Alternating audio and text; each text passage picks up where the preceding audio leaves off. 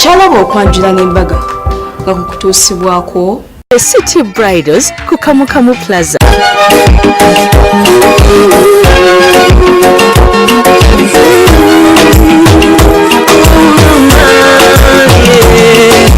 Naira simba lero njogera byankumoyo obola omutima gwange munda okukubira nzine kuntojja omukwano lero njagala otegere nti wampamba wotoli siyazinywa nzesebaka nyabowo Njagala tubeere nze nawe tusanyuke tujaguze aboleka bakole fitina kachibadugudde kachibakone oleeta mukwano mulabe wa Delta TV nze ndi bulungi era nga bampita Sharita okubeera kuteesako programu yaffe eno ey'okwanjula n'embaga buli lwa Sunday sawa zibeera 11 mpaka emu okitegeera era nga munaye nkugamba nti omukyala yongera okubeera nga teekamu ennyo ssente ye mukyala wa City Bridals ng'ali Kamukamu Plaza ku Entebbe Road bannange yatikudde gawuni ennungi yaleese changing dresses ennungi yaleese maize dresses byonna birungi abagole ba December mutere mudduke ku City Bridals kubanga ali Kamukamu Plaza ku Entebbe Road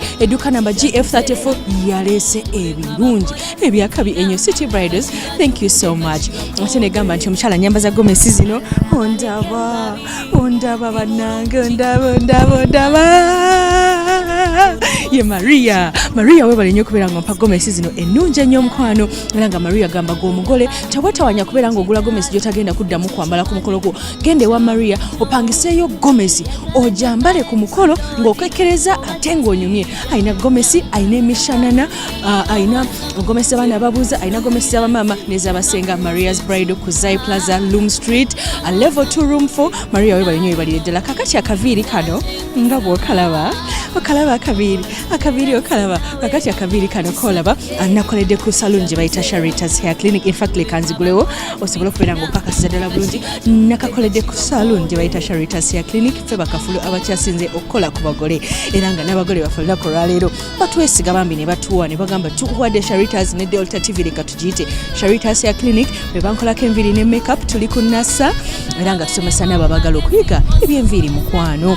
Nyongera okugamba mukwano nti engato zino mukwano gwange Kato Sale Center yazinyambaza era nga Kato ye ali awo Kato mukwano ali awo ku Skylight Shopping Arcade ayina otugato otulungi ennyo era mukwano ngamba tugenda kubeera nga tusookera mu mbaga ngera omukyalo ono musawo Harriet Naziwa ye yagambye nti mwami Ojwanga Samson we bali kubeera ng'onjagala kakati no nange newaddeyo okubeera nga mbeera musawo w'omutima gwo nja kulekerawo okujjanjaba bali naawe nkujjanjabe. Mukyalo yakoledde ku Sharita's Hair Clinic si Black Beauty nanyuma kwaseka teyagala amale bannange yambadde kagawuni nga kajja mu City Bridals nga kalungi bannange Harriet we bali kunyuma oluvannyuma ne bagenda ne babagattira ku Miracle Center Cathedral era nga Pastor Andrew yabaddewo nnyo okulaba nga babagatta nga buli omu alayira okubeera ne munne mpaka okufa lwe kuli baawula fananyi babekubisirizaawo ku lubiri ne banyuma nnyo oluvannyuma ne bakola kye bayita simple reception. Olina okukola embaga eri simple. You don't have to strain yourself ng'okola embaga kola ekintu ekiri simple oyita abantu abatono obeere nga tosigala mu mabanja. Ekyo nno omusawo omwami n'omukyala bw'ojwanga kye mwakoze kyabadde kirungi nnyo bwe batya abagenyi baabwe babatuuziza wali eri ku Arirang Hotel bannange baagabudde emmere ate nga abantu badde basanyufu nga ne mu kukyusa wali eri bwe yakyusiza olugoye lwe yabadde ate nga kyusiza n'akaviiri. Twabaddewo nnyo aba Sharitas kati nyumirwa omukolo guno nkwagala nnyo.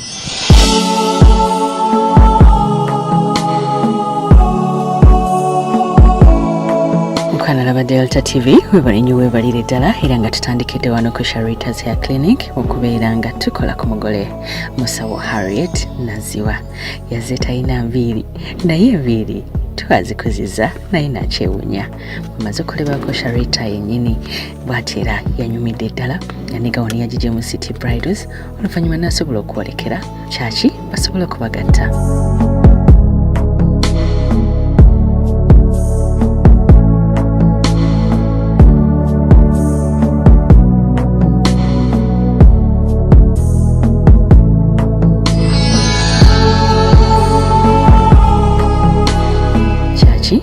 Batuuse era nga bazze wano ku Lubaga Miracle Center Cathedral. Ngola omwami yasose okuyingira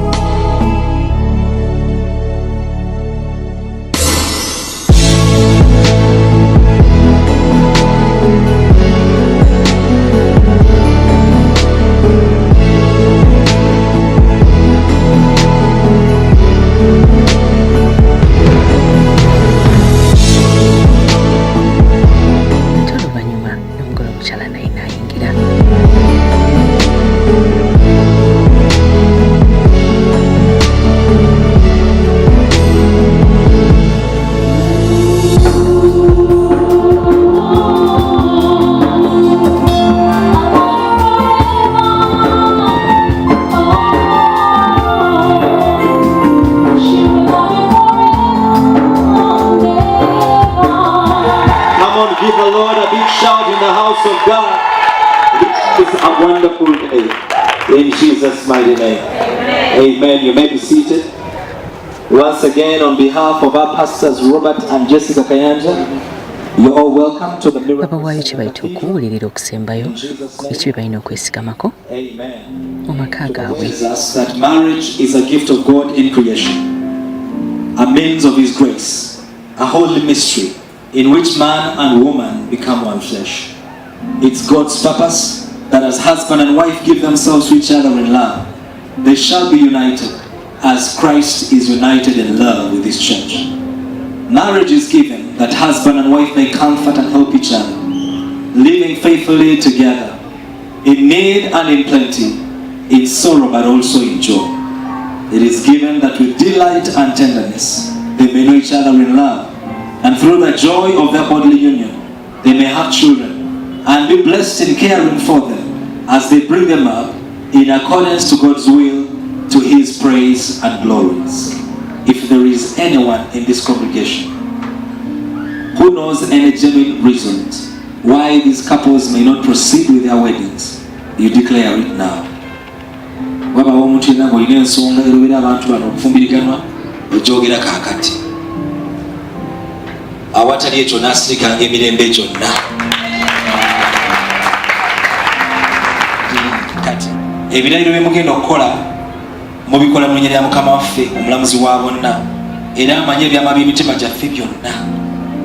Therefore wabaawo omu ku mmwe abagole ayina ensonga ebalobera okufumbiriganwa, oba oli abo mubadde mutambula bwe muti n'ogamba wa kintu kino nangi kivaamu. Tebawulirisiza batandikidde okuba ebirayiro okubeera bonna mpaka okufaayo kwe bawula. Abako mugenda kukwasa abaguli bano buli omu eri abakyala bawala bammwe eri abaami abo, n'olwekyo mukole omukolo ogwo mpozi nga omukumu alina ensonga ayinza obalobera, otherwise kwata omukono gw'abagole ogukwase omuko.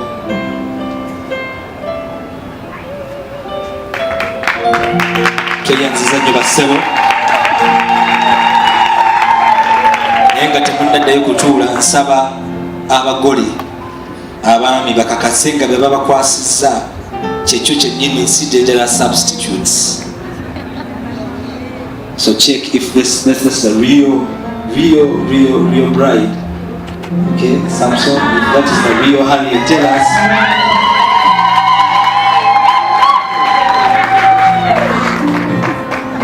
Will you love her, honor her, comfort and protect her, forsake all others to be faithful to her as long as you both shall live?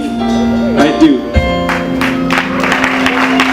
Harriet, do you take Samson to be your husband? Will you love him, honor him, comfort and protect him, forsake all others to be faithful to him as long as you both shall live? I do.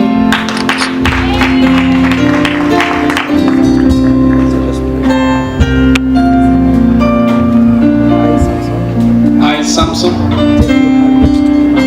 take you, Harriet, to be my wife, to have and to hold, from this day forward, for worse and for better, for poorer and for better, and for riches, in sickness and in health. Harriet, I will love you, I will cherish you, till death do us apart, according to God's holy law. And this is my solemn vow. And everybody shout amen. I, Harriet, Take you, Samson, take you, Samson, to be my husband, to be my husband, to have and to hold, to have and to hold, from this day forward, from this day forward, for worse and for better, for worse and for better, poor and for richer, for poor and for richer, in sickness and in health, in sickness and in health, to love and to cherish, to love and to cherish, till death till death do us apart, do us apart, according to God's holy law. according to God's holy law. And this is And this my is solemn vow. my solemn vow. And everybody agree and say amen. Honey, We give you this ring I give you this ring. as a sign of akabonero akalaga nti buli mufumbo badde balina okweyambaza empeta. My body I honor you. all that I am, I give to you, All that I am I give you.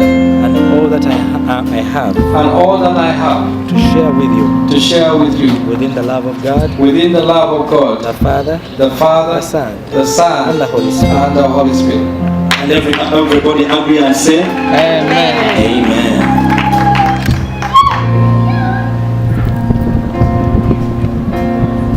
Darling, I give you this ring I give you this ring as a sign of our marriage. as a sign of our marriage. With my body, I honor you. With my body, I honor you. All that I am, I give to you. All that I have, I give to you. And all that I am to share with you And all that I am to share with you. within the love of God, Within the love of God, the Father, the Father, the Son, and the Holy Spirit. and the Holy Spirit.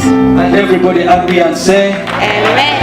Amen. Come on, clap your hands to Jesus.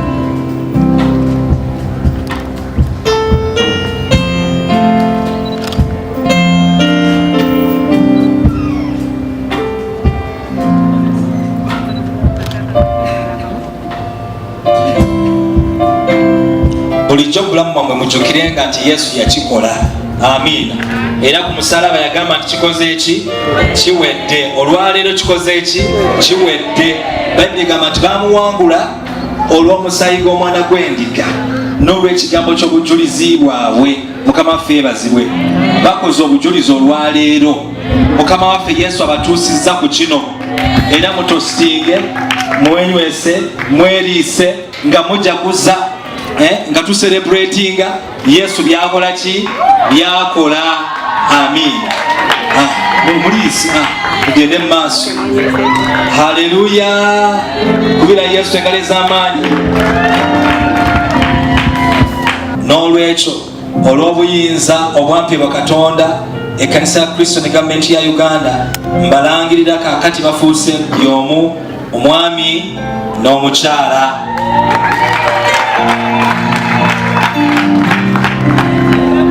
William Samson ne Ernest, kano ke kaseera ke mbadde mulindiridde emyaka egyo gyonna mu butongole. Abagole bambe mubawe kiisi, muli baddembe mu linnya erya Yesu. Haleluya. Ebitala bibatadde. Amen.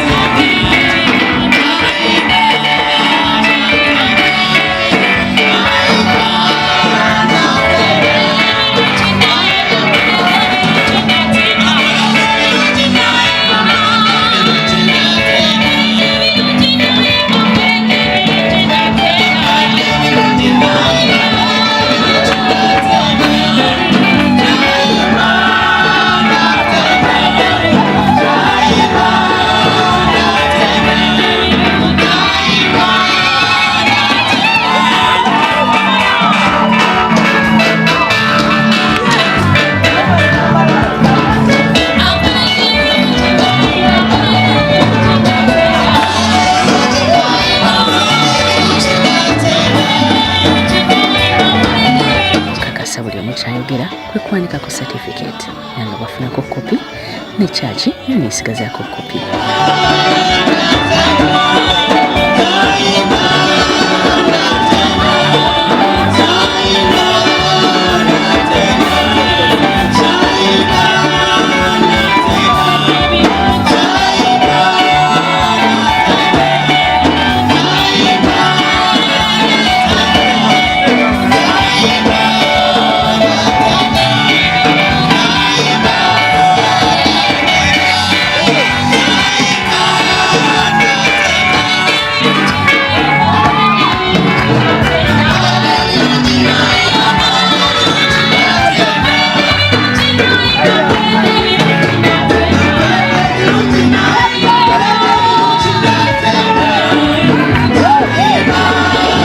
Katonda Kanisa Kristo na Government ya Uganda bakwase ebbaluwa eno. I present to you this certificate that certifies that you have been legally and lawfully married here at the Miracle Center Cathedral. Ladies and gentlemen, it's my honor and privilege to present to you Mr. and Mrs. Ojwang.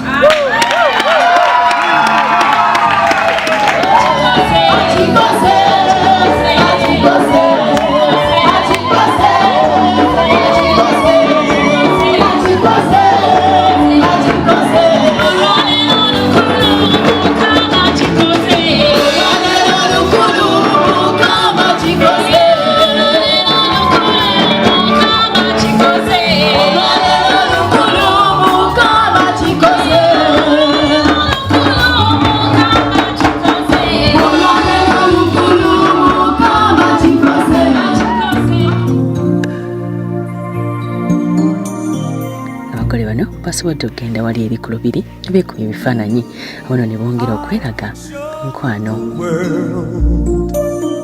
Shining, shimmering, splendid. Tell me, princess, now when did you last let your heart decide? I can open your eyes, take you wonder by wonder, over, sideways, and under, on a magic carpet ride, a whole new world, a new fantastic point of view. No one to tell us no, or where to go, or say we're only dreaming. A whole new world, a dazzling place I never knew. But now from way up here, it's crystal clear that now I'm in a whole new world with you. Unbelievable sights, indescribable feeling, soaring, tumbling, freewheeling through a endless diamond sky. A whole new world. Don't you dare close your eyes. 100,000 things to see. I'm like a shooting star. I've come so far. I can't go back to where I used to be. With new horizons to pursue, I'll chase them